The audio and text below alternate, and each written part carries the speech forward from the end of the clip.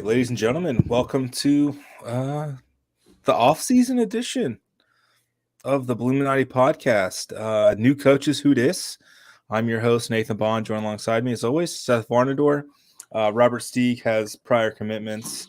You can't get on Survivor if you're not watching the season finale of Survivor. So Steeg is off doing that, having a watch party.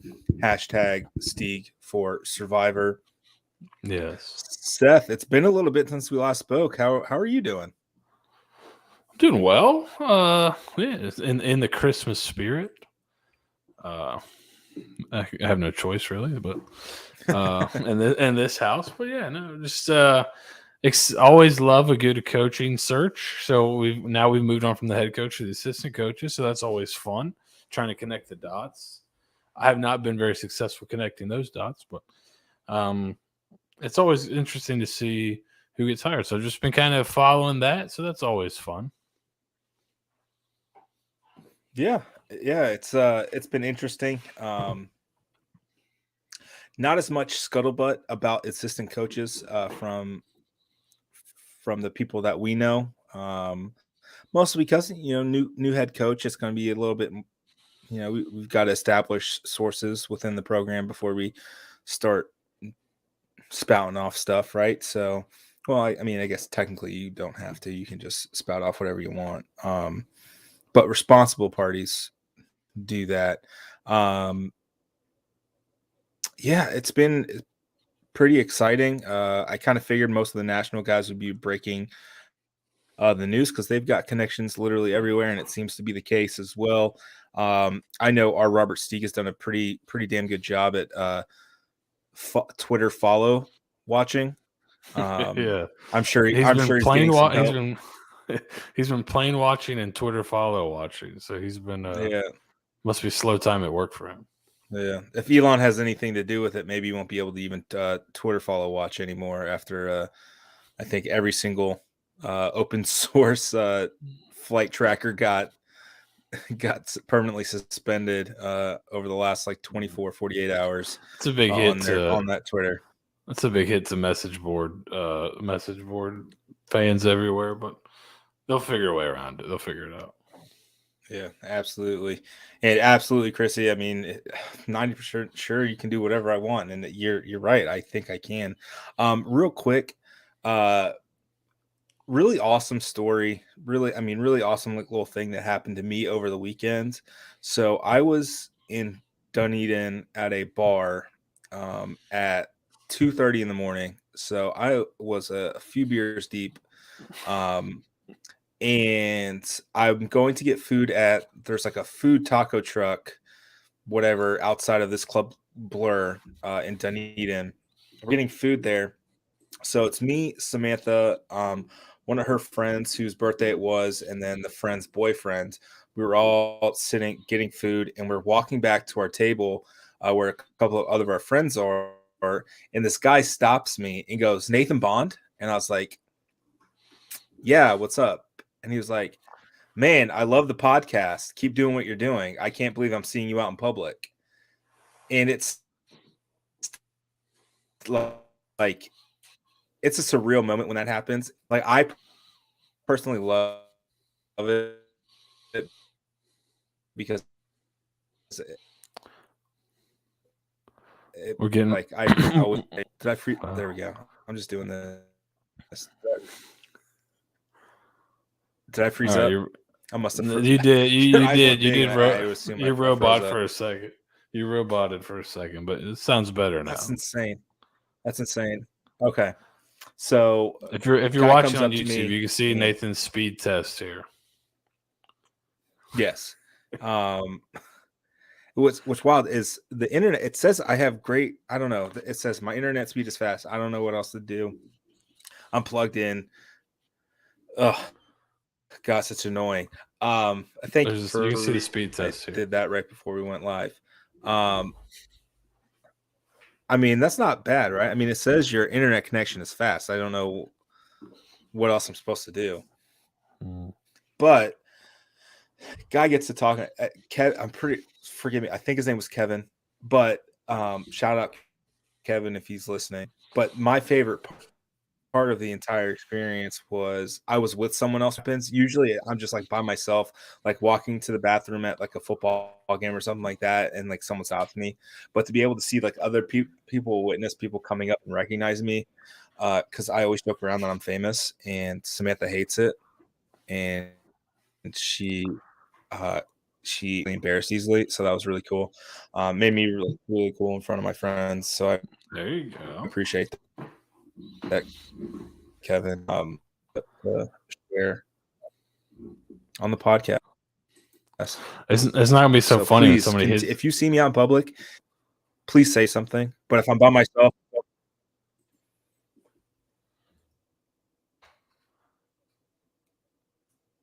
what's Oh up? no. Go ahead. No, go ahead. I thought you froze for a second. No, oh no. If I'm out in public and I'm with people, please come up. If I'm by myself, just give me like a hi, because honestly, it wasting the good surprise on no one. It's not gonna be as funny when you think somebody recognizes you and they serve you a subpoena or something. That'll be tough. Yeah, that's gonna be the ultimate high to the one. ultimate low. That'll be rough. Yeah.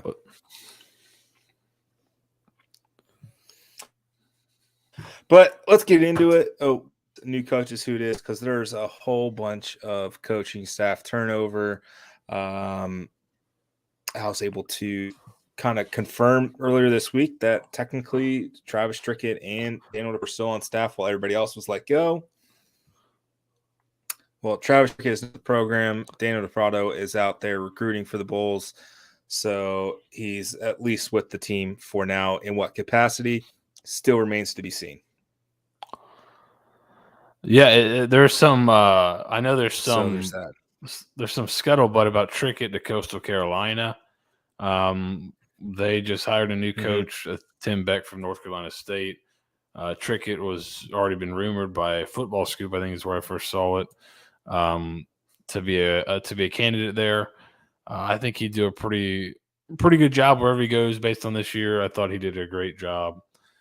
So I would imagine he'll be in demand and have a chance to go coordinate an offense again. So doesn't look like he's going to be back here, but I think he'll probably be all right. He'll land on his feet for sure.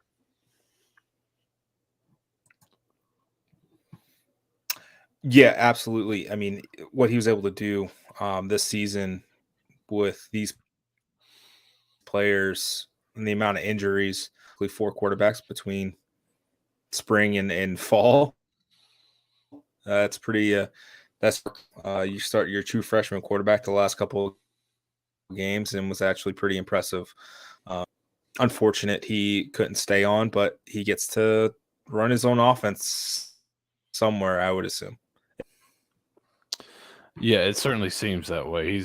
He definitely left the offense. Larry says he left the offense better than he found it. That's for sure, right? We thought the offense had the pieces to be good the last couple of years, and they really put it all together this year. Like you said, with a ton of injuries still, they were still able to put, game plans together. Guys that weren't even fully healthy, they still used them as, think back to that Florida game where Horn basically wasn't really healthy. They just used him as a decoy the whole game. So they were able to work around a lot of things that were issues. So that was, really good stuff from him. And like you said, he'll get his chance here with somebody else. He definitely earned that opportunity.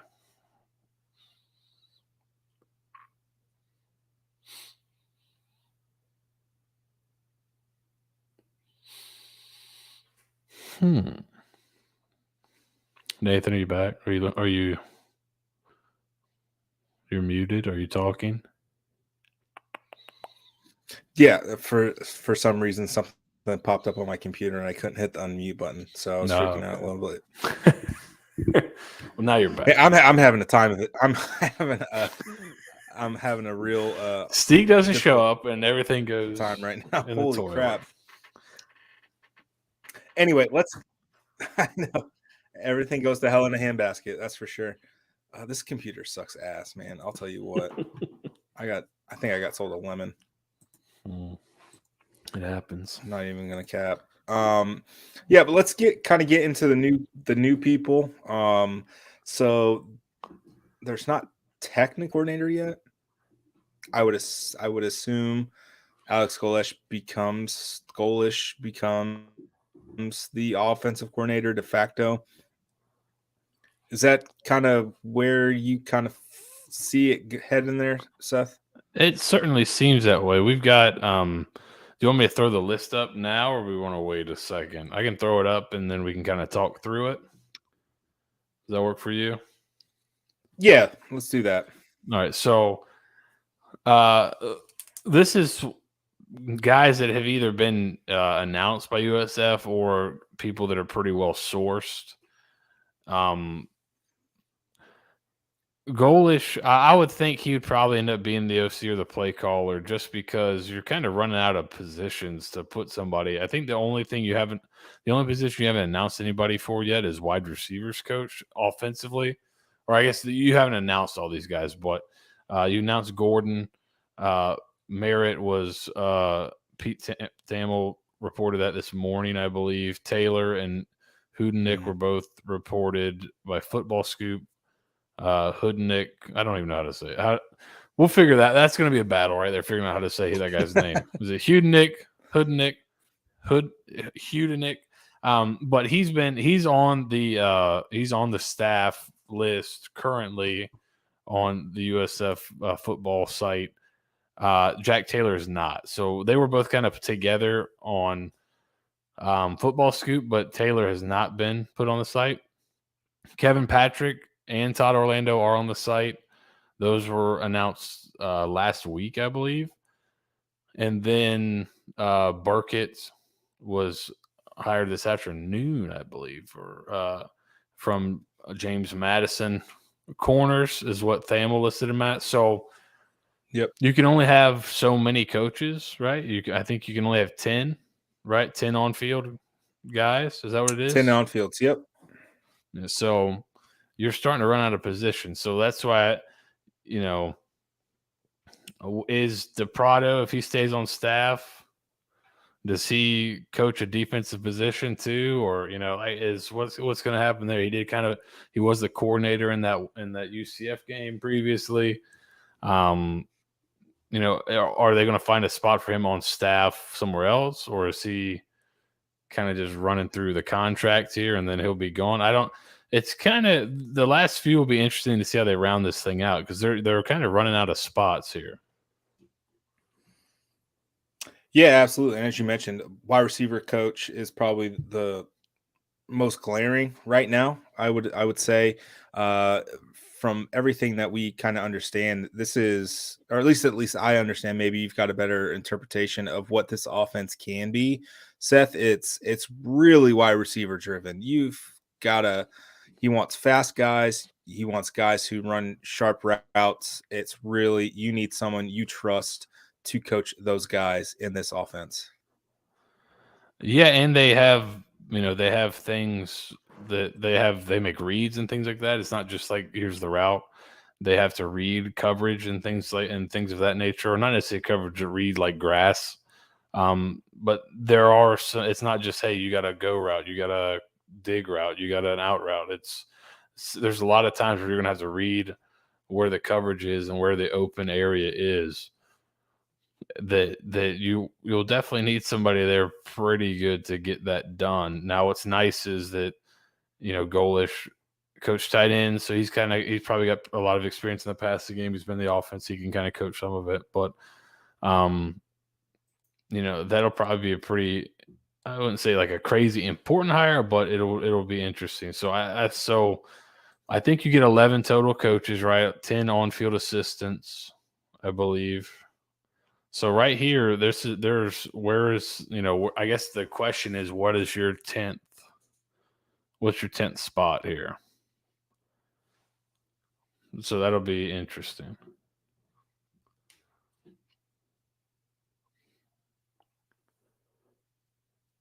Because it looks like you're going to have 5 offensive guys. It looks like you're going to have 5 assistants on offense. So 5 on defense. You've got 3 guys now. So it's basically you got these two positions. Orlando was announced as a DC and inside linebackers coach, so I would assume that would also mean there's going to be an outside linebackers coach, right? That's kind of a safe assumption. And if Burkett, we'll see how he's announced. Thamel reported him as the cornerbacks coach. That's what he coached at JMU. But it's not as it's having it separated is pretty common now. But there are some places where it's just the DB's coaching. He coaches all of them. You could get to that situation, and that would allow you to keep a special teams coordinator.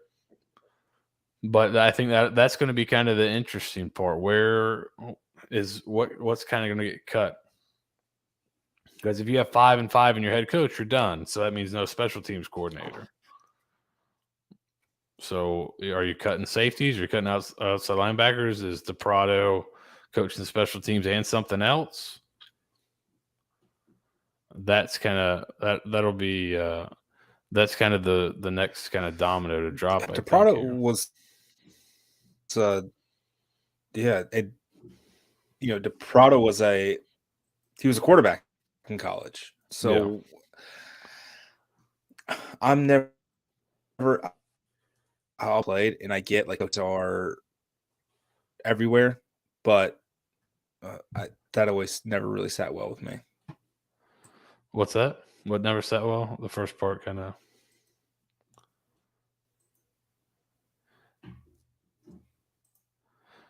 Oh no, he's out. He's gone. All right, what do we got in the chat here? Let's look. Kevin Patrick hire seems to be pretty popular. How often does teams go without an offensive coordinator? It happens. If you have a passing game coordinator, a run game coordinator, it's really if the head coach is going to be the play caller, I don't think it's an issue. He might be trying the hard reset. He came back last time before we got on. We're a little late because of that. He came back on last time before we got on, and it was great. So maybe he just needs to start again. We'll see. But yeah, I don't think the offensive coordinator, if they don't hire a guy, unless they hire like a OC receivers coach, which you've got, so now you'd have an offensive coordinator, run game coordinator, and a pass game coordinator. It would seem like that's probably done. Golesh is probably going to call the plays. Interesting, kind of you get guys from a bunch of different backgrounds here. Taylor and I'm gonna call him Hoodnick. Just they call him Coach Hoodie. We could just call him Coach Hoodie, the offensive line coach. He's Coach Hoodie on Twitter. Taylor and Hoodie are both from Tennessee. They're off the field right now, or they're they're GAs, I believe, or Taylor may be an analyst. So those guys are coming over from Tennessee. Merritt, I believe, was an analyst at Tennessee last year. Took the job at Georgia Southern, I believe, is where he's at.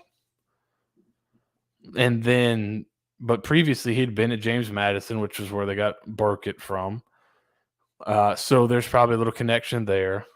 Yeah. Joe Gordon was disliked at Iowa State. I think it's hard to that does seem to be. Let me throw that up because let me go back and listen to this. So there was some stuff. Joe Gordon people seemed happy for him to leave. I know he was kind of linked to the offensive coordinator. He coached with them previously, so he was kind of linked to that offensive coordinator that fired as well. They'd done pretty well before that. I know I'm pretty sure he was the lead recruiter on 2 4-star quarterbacks to Iowa State. So he's done a pretty good job recruiting at Iowa State. I'm not super concerned with that.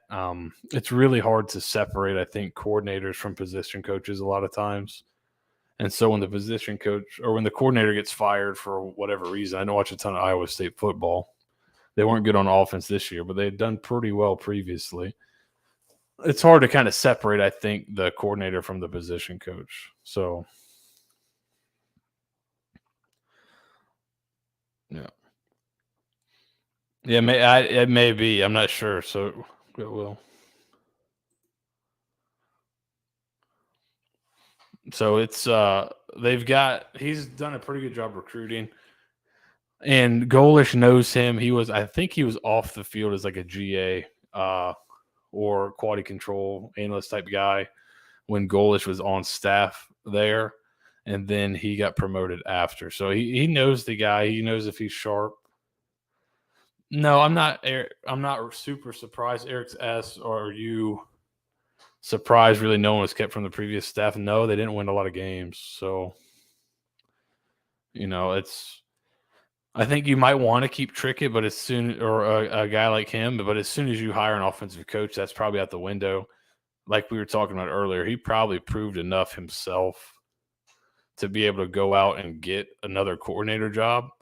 It certainly seemed like he'd have to come back in a reduced role if he wanted to come back. So I'm not surprised he wasn't retained. It typically doesn't happen. So, all right, we've got Nathan is back. Special guest, Nathan Bond. We'll see. We'll see how this works. So we're just rolling through. I went off Wi-Fi. I don't know what's going on. Oh, baby. Now we're talking. He's off the Wi-Fi. We're just rolling through the coaching staff a little bit here. Talking about Iowa State fans not really seeming too upset that Gordon left. What's your take on that? Like, I was saying, I think it's hard to separate the coordinator from the position coaches a lot of times. So when you fire your coordinator, you're probably not going to be super happy with the position coach. Yeah, I'm very leery about this hire. Golesh and him have a relationship. I think they coached together for 4 years at Iowa State. But man, the fans are okay with him leaving, and that always gives me pause. Like, you don't want the guy who's going to be leading your quarterbacks. That his previous stops, like, all right, bye. We've got like a couple other options we'd rather have in place already. So that worries me a little bit. That doesn't worry me as much because I mean you've got some USF fans glad Trickett's gone because they called 3 run plays in a row against Central Florida. Like, fans can be sometimes irrational, so that doesn't worry me as much. But there does seem to be a lot of vitriol built up for him. I don't know if it was built up over time. Yeah, I think that's a good point. And here. Yeah, I think as soon as they hired an offensive guy, Trickett was gone, just because he's earned the right to call plays. So, right, I don't. And as soon as you hire an offensive guy, that's probably not going to happen. That's why, when there were other names thrown out, there were defensive guys. You kind of thought, oh, maybe he could stick around. But yeah, I don't think he'd stick around. And you can't really blame him. Like, he did. Again, we kind of touched on this earlier. Probably, maybe like every fourth word I said was caught, but he deserves it. He deserves his opportunity, and I'm glad he hopefully should be getting it, and it makes sense that he moves on. Just from an overall standpoint, I don't like this is not a Charlie Weiss Jr. situation. This is definitely not a Sterling Gilbert situation, where maybe Joel Gordon's probably in this spot where it's like a let me help you find another job before we have to fire you kind of situation. And that's probably where my biggest pause is coming from. Just like the outside rumors of maybe he was going to be let go if he didn't get rehomed. Yeah, I mean, that seems to be that was kind of one of the first things I saw from that side of it. I do follow some Big 12 people, and that was kind of their take that, they got him a spot before he got fired, is what some of them thought. So, I mean, we'll see how it works out. That's the thing with all these. It's kind of, it's especially position coaches. It's so hard to tell, unless you're churning out All-Americans consistently. It's kind of hard to tell. But it's also hard to separate sometimes attracting really good players and then being a really good coach, because a lot of times the two get conflated. So we'll see. One thing he's been able to do, and Will said it in here, he's been able to attract some pretty good players. He's has another 4-star committed at quarterback there, so he's been able to do that pretty well. So, yeah, I think that's Larry. I think this is kind of the thing, and this is. Yeah, if you think, and I think a lot of people's first impression of Golesh is he's a pretty sharp guy. So if you think he's a smart guy, then you have to trust that he's making smart hires, right? And that's kind of same thing. Went through this last year covering Florida. It's when Napier would hire guys that didn't have huge names, it's like, well, everyone, you all just talked about how impressive and smart and meticulous this guy was.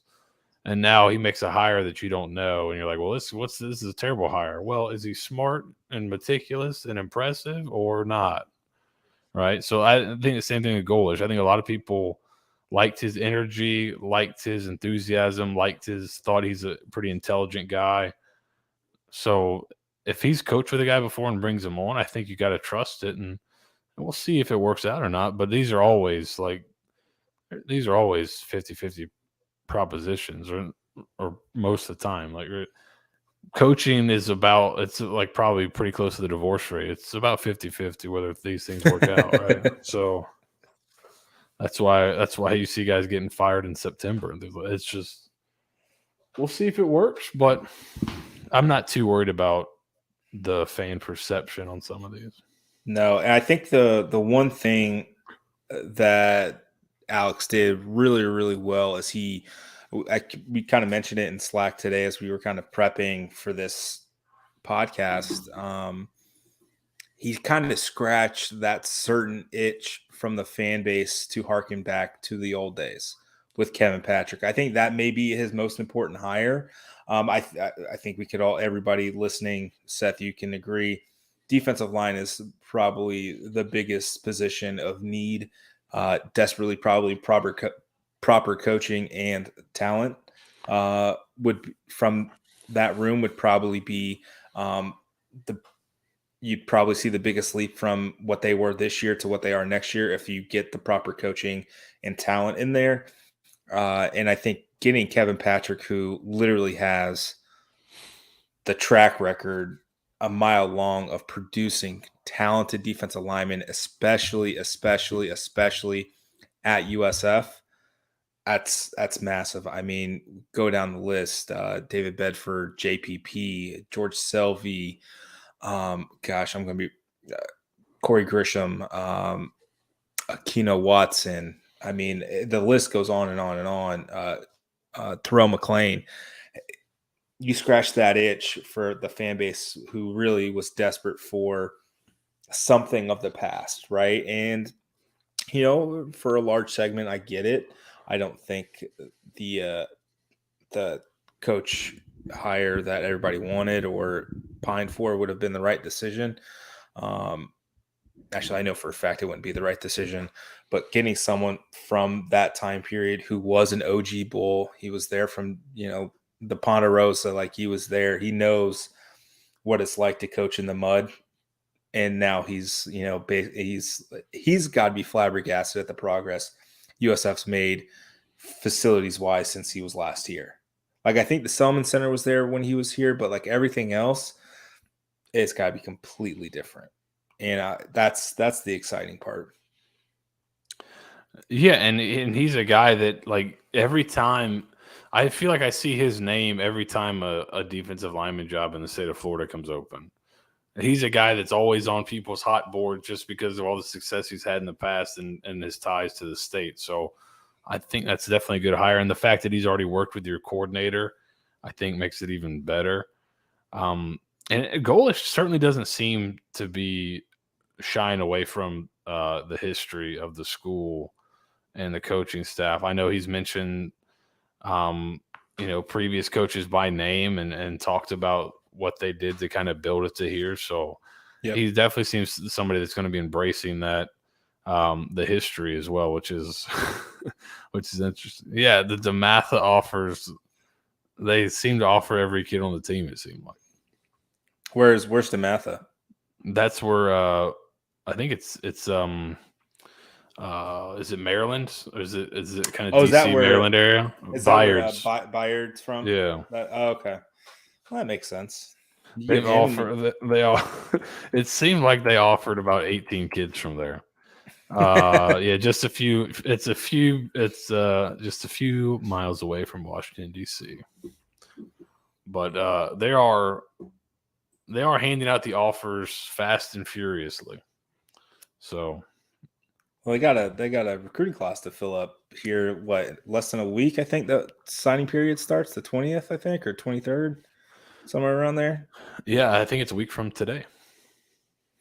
So there's plenty of spots to be filled up. I know there are some outgoing USF players who've already started to find some homes, and so I guess, do you want to kind of touch on a couple of them, or? Sure. Sure, why not?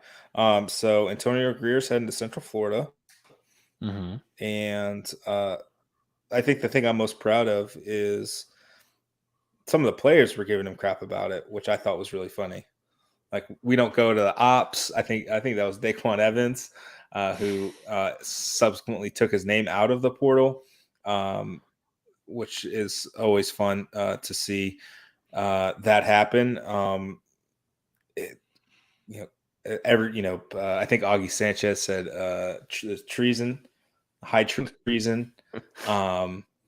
So I get it. It sucks, but I mean, he gets a chance to go play in the Big 12. And good for him. That's what I'll say. Good for him. I don't know, man. I'll be honest. Like, this defense, I think it's a little disappointing, right? I think you can say it's a little disappointing from a USF perspective. Especially after I'm sure for 4 or 5 years you're talking about, probably screw that team, and then don't screw them anymore. I'll go play there. So I think you can be disappointed, but you can also hope he does well. He did. He's a graduate, right? He graduated. yeah, and he got hurt and was able to maintain an extra year of eligibility, so he took advantage of it. Yeah, I'm surprised he didn't go. Now, I'm surprised he didn't go a little closer to home. He's from Georgia, right? I thought he maybe would be like a Georgia State, Georgia Tech candidate, maybe. Seems like an intelligent guy. So it was surprising. I thought more than anything that's where he went. I wonder if my guy Addison, DB's coach Addison Lynch, he's an Atlanta guy, so I wonder if he maybe had a hand in that. So very well could have, but we'll see. Good luck to him in the Big 12. But yeah, and Tony. And Tony Greer, good for him. Jimmy Horn's still on the market. Yeah, is he doing is he a post Christmas? Is that was his deal? It seemed like it, and I mean, good for him. He's got some big time offers. I know Colorado's after him. I mean, Dion made a real hard push for him 2 years ago when he was at Jackson State. So to be able to get him now would be a pretty remarkable feat. Like we've said for 2 years, he could literally start at any school in the state of Florida, and he may be starting. He's got his choice to the litter at this point. I don't think there's any chance he comes back. No, God, no. It's over. Penn State would be interesting. That would be. They're going to have that big, strong-armed quarterback, Drew Allar, starting next year. Yeah, he would be an interesting piece of there. They got a pretty young team that might be really good next year. So that would be kind of an interesting one for him. But yeah, I'm surprised he set his 4 so early. I feel like he probably could have waited and maybe heard some more, but maybe he's got one he want. Maybe he's got the offer he wanted and ready and already going. So Yep. And then Spencer Schrader heading to Notre Dame. Our boy wonder kicker, who can kick it a country mile. And after his inauspicious start against Cincinnati in 2019, where I think he went 1 for 5, including missing a game winner, to turn his career around, become a fan favorite and one of the more accurate kickers in USF history, and now he gets to play at Notre Dame. That's pretty remarkable from him. I'll be honest, that warms my heart. Of like, he deserves that. He's a good dude. Yeah, I remember he kind of came out of nowhere too. Wasn't he like kind of just kind of came up out of nowhere almost, like he was a late addition to the team? And Yeah, he was playing soccer. He was trying to play professional soccer like down in Argentina, walked on, and then beat out two-time Lou Groza semifinalist Jared Sackett for the job. And Jared Sackett ended up transferring, going back to UTSA. And Sackett had a very good year this year for UTSA. So kind of full circle for him to, I mean, that's just pretty remarkable. I know Notre Dame has had a run on transfer kickers the last couple of years. He just adds to it. yeah, that'll be cool. I getting to play. He's already played there once, I believe. So getting a chance to maybe score in Notre Dame Stadium will be cool. Well, he probably for sure got on the field at least one time for either the first or second half kickoff, and then that was about it. Yeah, he'll have a chance to score next year there, so that'll be fun. Yeah, I don't think do you have anything on Mangum? I would imagine he does not come back. I think he probably saw the writing on the wall with Battie. Yeah, and as you mentioned, you had 15 rushing touchdowns as a vulture, and I mean, he was averaging a little over 4 yards a pop. Brian Battie was averaging close to 7. I would rather the 7 than the 4. And I think Dukes is a guy that could fit in the offense as well. He seems to have an ability to catch the ball out of the backfield as well, and is probably a little more explosive than Mangum. So, yeah, I would think that they'll be all right there at running back. Plus, you still have Kelly Joyner. Don't forget about your boy. That's right. That's right. We're trying to block that out. His fantasy performance this year. But he's a guy that, maybe that injury. It certainly seemed that injury. He kind of was not the same after that this year. So maybe more time to get comfortable with it. He was a pretty good player for you the previous year. So yeah, I mean, I'm sure he'll have some options for sure. Who else? Oh, Jackson Long, the tight end, is now at Georgia Tech, and as we've always said, the portal taketh, the portal giveth. USF has already got a tight end commitment from Weston Wolf. Venice High School. He's a Maryland transfer. Didn't really see much action in 2 years at Maryland, but I mean, he played for Mike Loxley, and he played for the other Tagovailoa. I almost didn't butcher it. Talia. That sounded good. Definitely butchered his first name. Talia, right? Something like that. Talia. He's a pretty good player. Or at least in high school, he's a really good player. His brother is the starting quarterback at ODU. So who knows? Maybe that's another future Bull. Defensive end from UF, Lloyd Summerall. He played a decent bit at Florida this year. He was the guy that came in really skinny.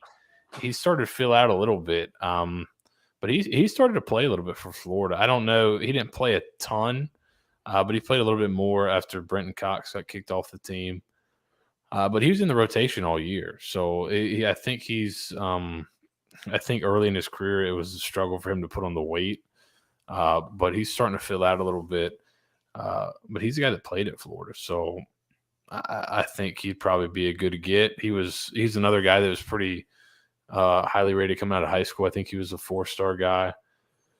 There were 3 guys, or there was at least, I think, 2 or 3 guys out of Lakeland that year that were 4-star or 5-star guys. And he was one of them. So, and his dad was in the greatest recruiting picture of all time. Do you remember that one? No. All right, let me see if I can find that. Vamp while I find. Yeah, we kind of we'll talk about the recruiting as you vamp. I love that Golesh is very okay with swinging for the fences on some of these guys, like offering the number 1 offensive tackle in the country who's committed to Iowa. I think he offered a couple of 4-star running backs. I think he offered the top running back in the country. Like he's not afraid to at least, like in NCAA 14, like you throw a couple of points just to see what would happen. And like, oh, this guy's put you, from, not applicable to like now you're 10th. All right, well, maybe I'll throw a few more points and you kind of go from there. And, ultimately you'll end up losing, but at least you took a stab at it. And sometimes you in your first year, you snag a guy who was going to go elsewhere. So you don't know what you don't ask for. You don't get what you don't ask for. So yeah, he's absolutely trying to. Oh, no way. Do you remember this? Yes. Yeah, that's his dad. Oh, that's amazing. Full kit. Did they do it again in Tampa? Oh, no, I haven't seen the pictures. I don't know. But I mean, sign him up if he's got any eligibility left. I mean, good Lord. What a tank. Yeah, so that was one of the greatest visit pictures in a while. So that might be coming with him. So that'd be pretty big. That'd be pretty awesome. Let's see, what else do we really want to talk about, Seth? I mean, I'm excited. There's if you want to throw up the coaches again real quick, there's some interesting connections, I guess, that maybe we touch on a little bit. Sure. Marion Dawson going to JMU. He committed to JMU on Wednesday. So good for him. So Matthew Burkett, he was the corners coach at JMU, and they had a very good defense at the FCS level and made maybe the smoothest transition to FBS in NCAA history. Shockingly, I'd say shockingly smooth. I remember seeing their win total in the preseason. It was like 7. I'm like, and they were only going to play 11 games. I'm like, is this insane? Like, what is going on here? They're not, and they won a lot more than 7. So I think they went 9-2, if I'm not mistaken, or damn close to it. Yeah, they were pretty good. They whacked Coastal Carolina. Yeah, they had they were pretty good team there. And I wonder if. I know Matt Merritt also coached at James Madison. He did. So was there any overlap? Do you know? That I don't know of. I know. So Matt Merritt was he was a running backs coach at Georgia Southern, and then prior to that, he coached with Golesh at Tennessee. He was a senior analyst, and then prior to that, he was the running backs coach at JMU and Elon, as well. So he's got. Yeah, so they coached together. He was hired. Burkett was hired by JMU in 2018. Merritt coached 2019 at JMU. So those two guys have worked together. I'm sure Merritt put in a good word for him. I think those hires were back to back, right? So yeah, just about. So you got 2 guys named Matthew, and both of their last names end in double T's. That's not going to get confusing at all. And it's Matt with 2 T's as well. What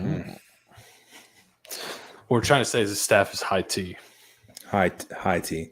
No low T. No low T. Only Joel, Alex. Only Joel and Alex don't have T's in their names. It's a high T staff. High T. But I outside, we kind of talked about it. I'm really excited who who he tabs as wide receivers coach. When I was talking to someone, must have been Monday.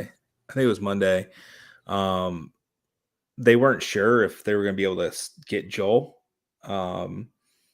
It kind of hinged on that to see where Trickett would land. And I guess once they figured out they could get Joel down here, it made things a little bit easier. So I think Alex really from the conversation I had, it seemed like Alex really, really wanted Joel down here. They must work really, really well together.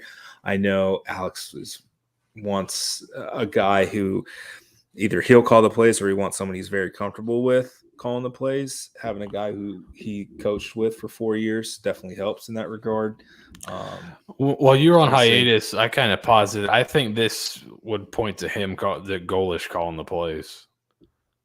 To me, no, absolutely. Right. I think he's probably grooming Joel to take over because Golesh was with Heupel for 2 seasons, and then he called the plays this past season, or at least Central Florida, and then 1 year at Tennessee, and then he called the plays this past season. It's so interesting. The DVD guy, yeah. I'm asking what happened with DeMarcus Van Dyke. He's one of their better recruiters. I'd be shocked if he had a chance to leave that they didn't throw some money at him and keep him if he was a real candidate. I thought when his name was going around, Senor Stieg brought that to my attention. I thought that'd be a pretty good hire because I think he was pretty instrumental in landing Cormani McClain. Like he was the guy that was talking to him more often than even Mario was. So he just helped them land the number 1 corner. I would imagine he's a guy that may be in line, and I'm pretty sure he played there as well. So he probably has some loyalty to Miami. Mm-hmm. And I'm sure they paid him if it became a reality. I would imagine he's got a chance to move up the ladder there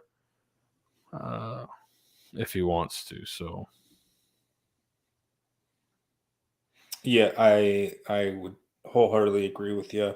And on a personal note, the person or persons who said that Tank Dell was too small to play at USF is no longer on staff. So I'm happy. There you go. Yeah. That's just a personal vendetta for me. Tank Dell was too small. The guy that was your 1,000-yard rusher was also thought to be too small by some. And some may claim that it took a lot of convincing to get Brian Petit to Tampa. God, I'm so glad that they relented and let Kerwin offer his dude because that would have sucked. Imagine the last 2 years if Brian Petit isn't on the roster. Not quite as fun this year, definitely. So, I'm not gonna publicly say it. If y'all find it, I'll confirm or deny. You can check the staff directory in a few weeks and compare them. What is it? Web archive. You can go back and check back and forth. Yeah. So, good stuff all around. I think they're heading in the right direction. Something that's kind of slyly. We started making fun of it. Not making fun of it, but there were some memes made inside Slack today. Michael Kelly and Jay Stroman were up at Populous in Missouri today, to talk with the folks about the on-campus stadium. And Seth, you don't do that unless the on-campus stadium is trending in the right direction.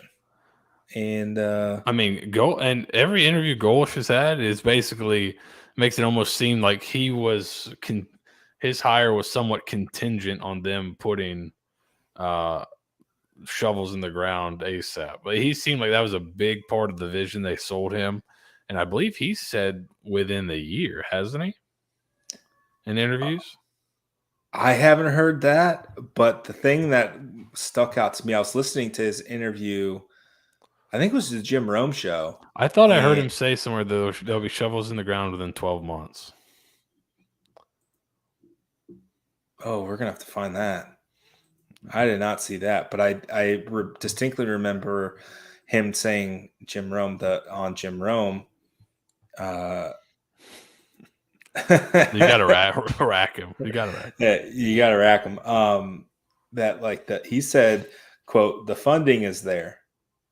So I don't know if that was just him kind of speaking out of turn or whatever, but I mean, if he said the funding was there, folks, yeah, I don't. Yeah, this is. It certainly seems to be a matter of when not. It's definitely when, not if. I mean, we were told in the summer, butts and seats 2026 was kind of the unofficial slogan from people that would be in the know. Thank God for Deion Sanders he came in and streamlined some things. Streamlined it, so it's going to be in for 2026. He really moved up the timetable from 2026 to 2026. So here's something interesting I haven't noticed yet. Did you notice the sketches and stuff on the back wall here? Yes, I did. Enhance. Where's like my CSI? Yes, I did. I wasn't sure if that'd be for other projects. I don't know. I mean, maybe. One thing you can see, and that's something that when they had like the little, I don't know, it's almost like a mood board up on the. I think my wife would call it like a mood board up on the site about the things around the stadium. It certainly looks like they're going with that like lush, like greenery and trees all around the stadium. That maybe that kind of Grove style look of having kind of trees and tailgatings and tents set up. You can kind of see the trees around here. You cut down trees. You got to put some trees somewhere. So you got to replace them things. Yeah, so that'll be interesting. Lord, I went full screen here. So yeah, that's that. I wonder. Let me do some digging. I'm almost certain there was our friend Stieg spoke about it. Quickly, can I say how I've sounded much better, right? Much better. Can I tell you how insane it is that I was literally plugged into the Ethernet? Like I had an Ethernet cord plugged in, hardwired in, yet the Wi-Fi is better in my dining room than it is at my computer area, hardwired in. Is Ethernet just a myth? I don't know. No, I don't think it is. Maybe my Ethernet. Do Ethernet cables go bad? Is that a thing? You can tell I'm super I don't tech know. savvy. That's yeah. And I'm not an Ethernet wizard, so I'm not quite sure. I'm trying to find. I'm almost certain that it was posted that he said shovels in the ground within a year. I believe Steve commented on it because he comments on every single thing that gets posted. So I'm trying to scroll through his feed here and find it. But because a lot of people were surprised at how quickly that was happening, right? So we will see. But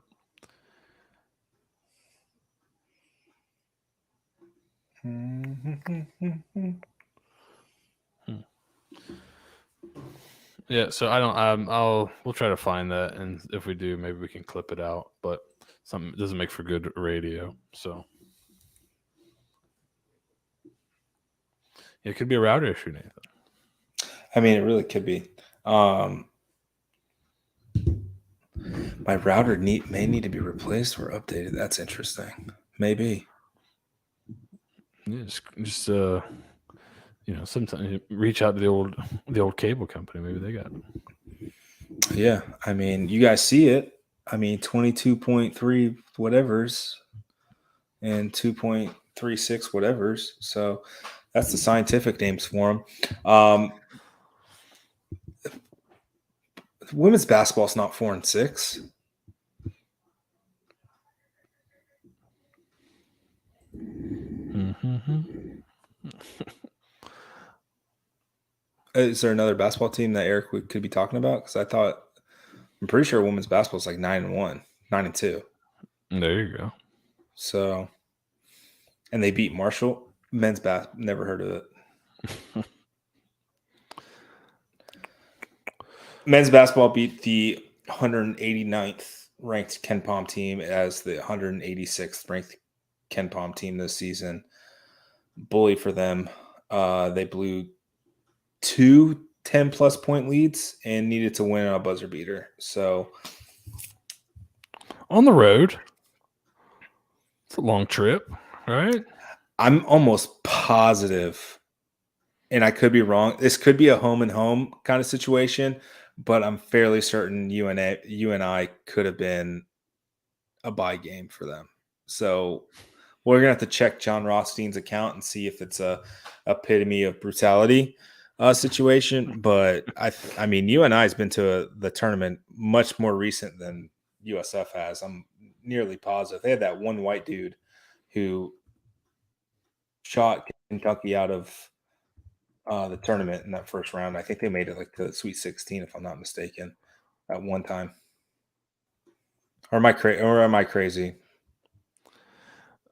I feel like I've seen them around. I've seen them around in March, but I'm not positive on. I'm not a big on UNI basketball. It's just yeah. It's not my spot of expertise. So they made the tournament in 2010, 2015, 2016. They were the regular season champions last season and did not make it because they did not win their conference championship game. I mean, that's a bunch of crap, but no, that's the epitome of brutality. That is the epitome of brutality. Their head coach, Ben Jacobson's been there since 2006 and has won 300 games in his career. How many seasons do you think it would take USF? How many seasons would I have to go back for USF to have 300 wins in it? Like 2006, well, that's like 16 years-ish, right? Do you think they've won 300 games since it's the last 6? There's no way, right? I'm gonna say no. Have you heard anything on Weaver? So, Chrissy, that's interesting.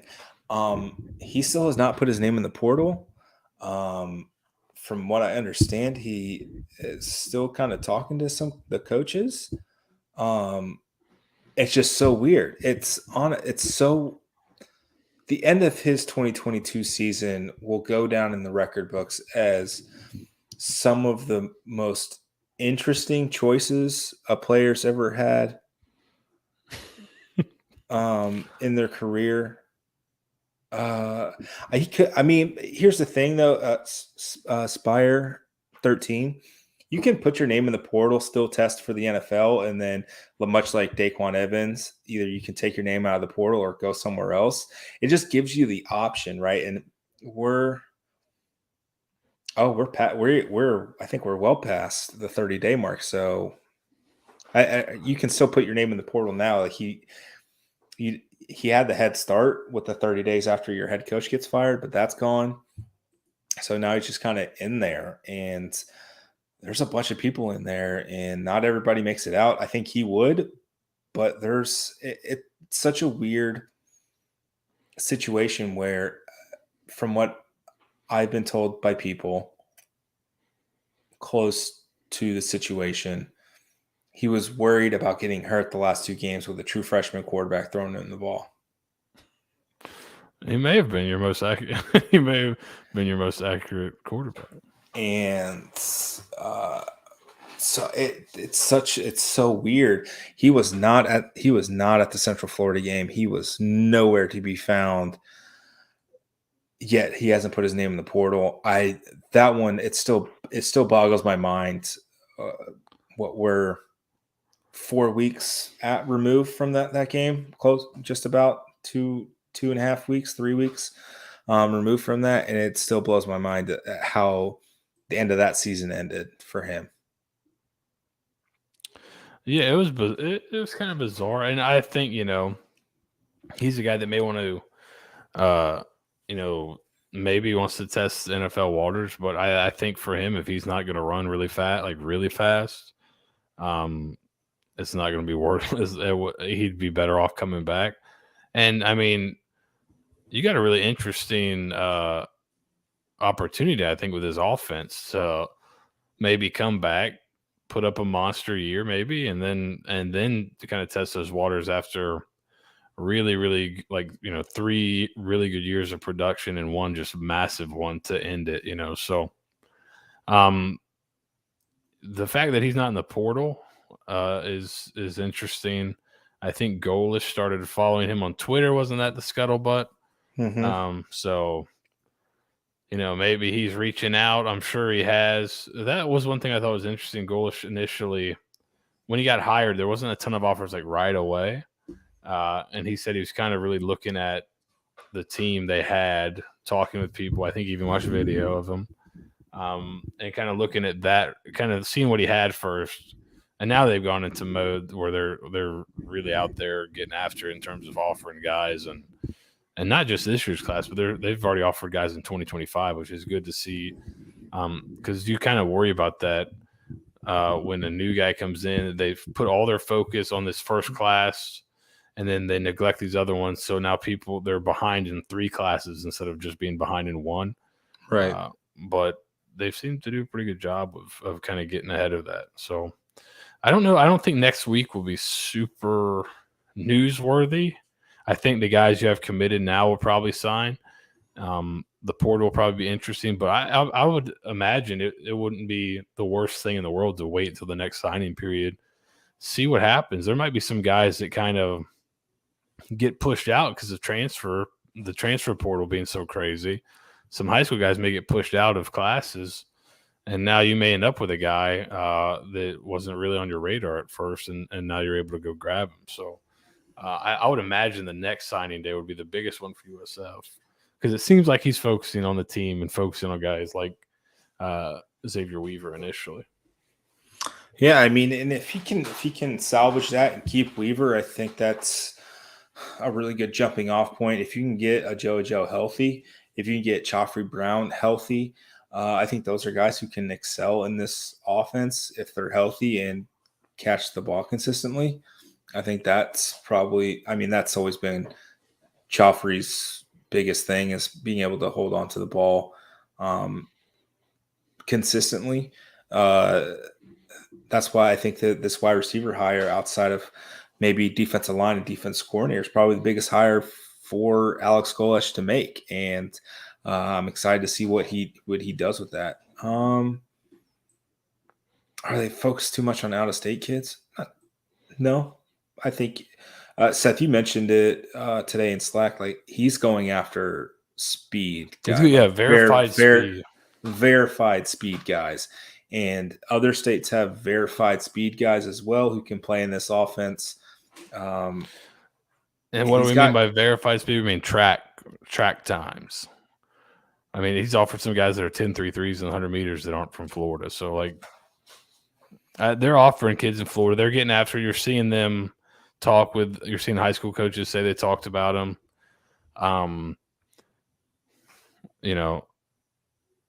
Why are they going after 4 and 5 stars? It doesn't cost money to make an offer. And what if someone accidentally says yes? Oh, I thought it said FSU. Sneak the letter of intent in there. Yeah, my dyslexia is acting up, and now I play for USF. Yeah, and so I think that's probably just they're casting a wide net initially. Golesh, I'm sure he's got some cachet on the trail just because of the Tennessee's offense. So he was probably recruiting a lot of these guys already, or they were on the board at Tennessee, and he's like, you know what, this kid's a good player. I'm just going to offer him. What's the worst thing that happen? He says, no, okay.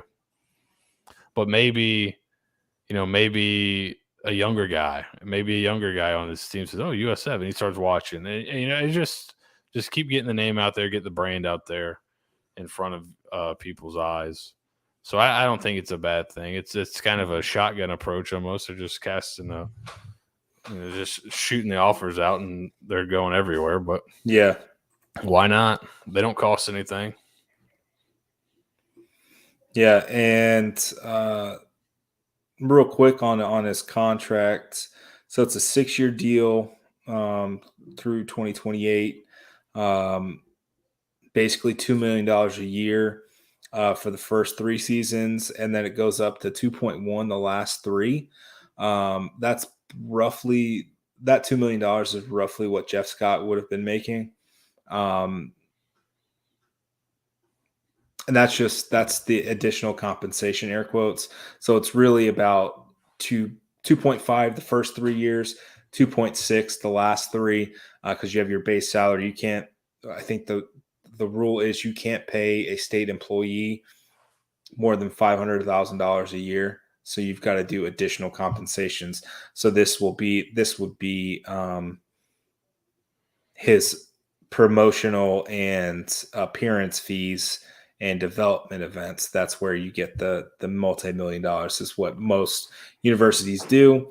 I guess the important thing for us is the assistant coaching pool went up from 3.75 to 4.5 million. So that's pretty good. Tops out his final year at 4.7.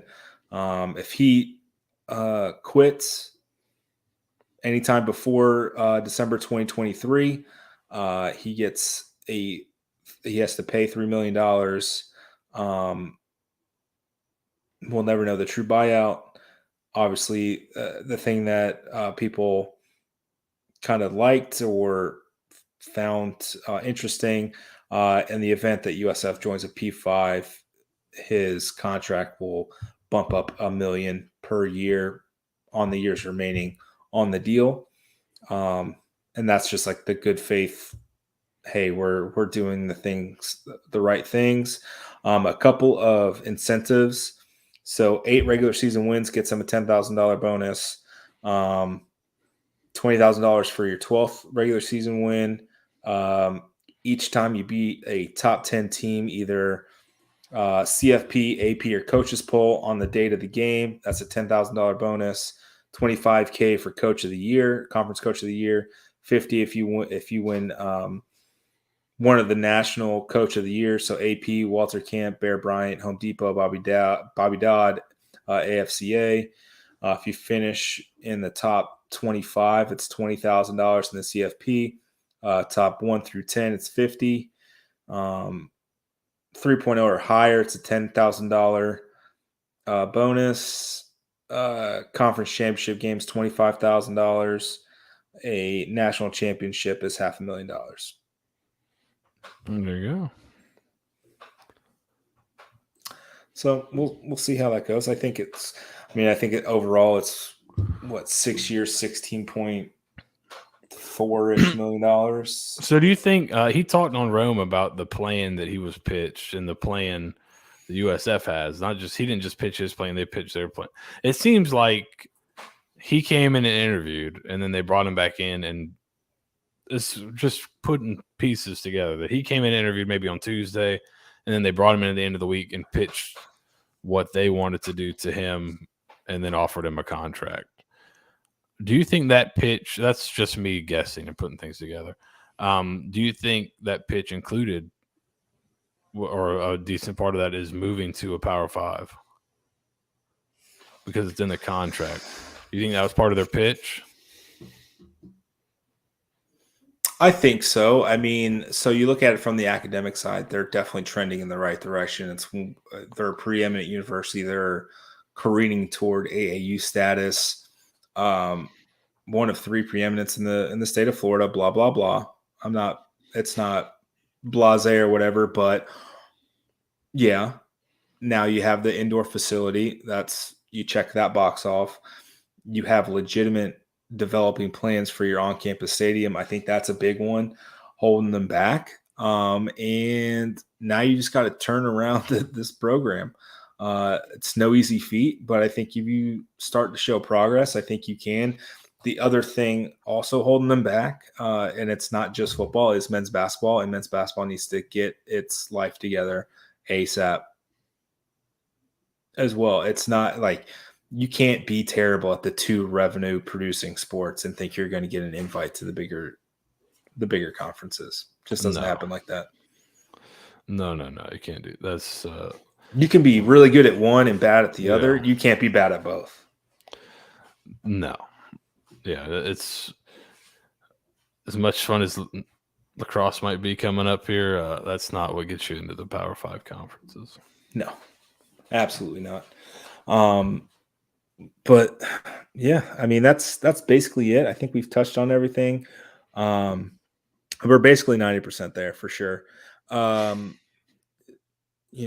Sources say that we were in the ACC buildings.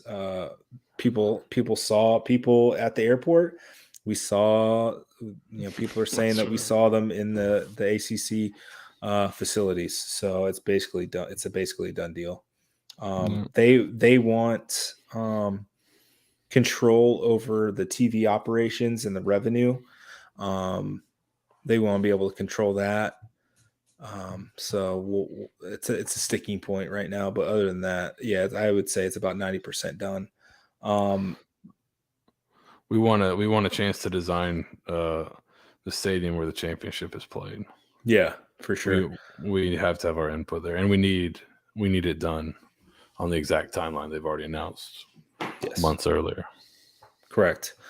I know they're moving offices, but we need them to move offices.